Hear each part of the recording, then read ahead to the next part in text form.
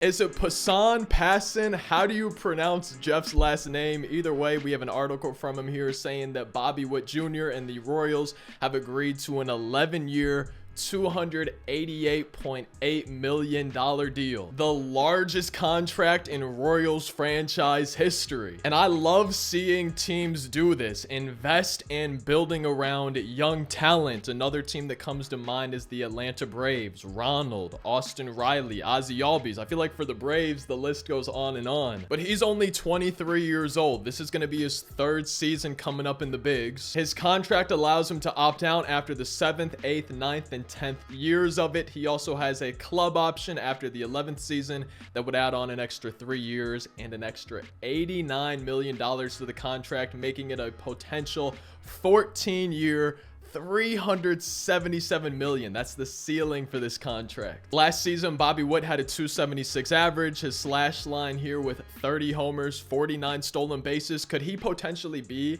a 40-70 type of player at the shortstop position? We know he's got some Gold Glove caliber defense as well, in addition to the good performance at the plate. Something I found kind of interesting from this article is just in a couple months with the election season coming up, there's going to be a referendum where the Royals, also the Chiefs Arrowhead Stadium, but the Royals Stadium in Kansas City could be getting some renovations if voters approve of it. The article talks about his first full professional season, AAA unanimous minor league player of the year. I remember seeing Bobby Witt in person, Northwest Arkansas, and he hit 2 home runs in 1 game, the only game I ever saw him play in person, and I've been impressed with Bobby Witt ever since. We saw his slash line from last season, I think about 30 homers, nearly 50 stolen bases. In his rookie season, 20 homers, 30 stolen bases. I can't wait to see after this extension what the 2024 season is going to look like for Bobby Witt Jr. And he only got better the year after his rookie season. I'm thinking he might only get better for the 24 season. Last year, led the league, 11 triples. His home runs increased by 50%. His strikeout rate cutting down to only 17.4.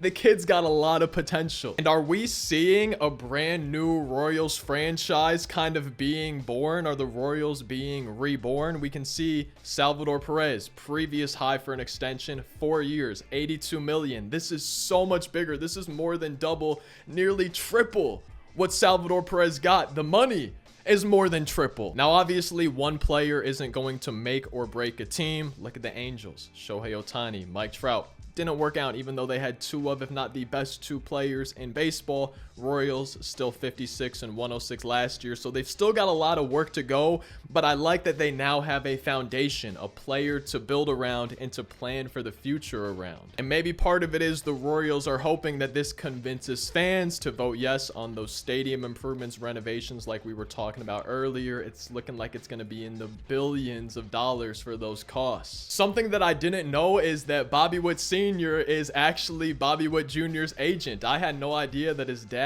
was apparently doing the negotiations, and it's looking like he did pretty good. The second largest pre-arbitration player contract besides Tatis, who got 14 years, $340 million.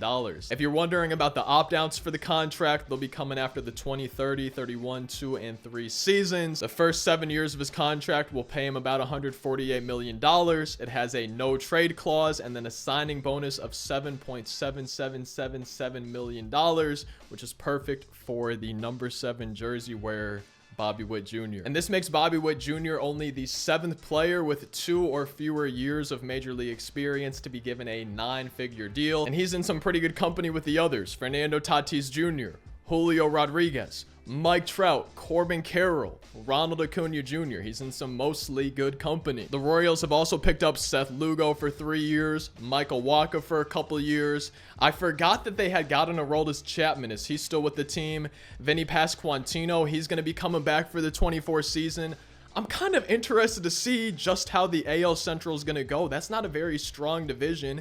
And could we be seeing the Royals in the playoffs for 2024? What do you think? Bobby Witt Jr. has showed flashes of greatness, and he wants to be here for a long time. Now he will be. What do you think of this move? Is it going to take the Royals to the playoffs, or do they still have some work to go? Still a few years left before they'll even be thinking about the playoffs. I'm curious to see what y'all think down in those comments, and I hope you enjoyed a little bit different of a video on the channel today.